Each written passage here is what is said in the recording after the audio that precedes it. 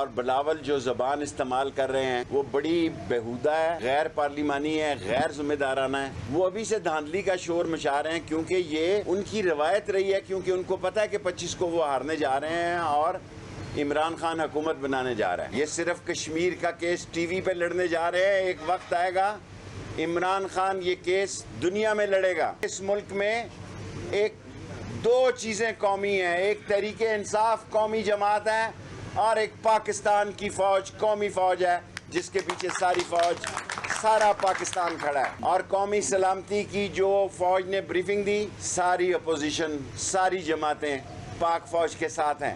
ہم افغانستان میں امن چاہتے ہیں. ان سے بات چیت کرنا اور ان سے معاملات طے کرنا اور مذاکرات کرنا یہ نہ صرف پاکستان کی ضرورت ہے بلکہ سارے خطے کی ضرورت ہے. ہندوستان جس نے 40 سال تک ہمارے لیے 1979 سے لے کے آج تک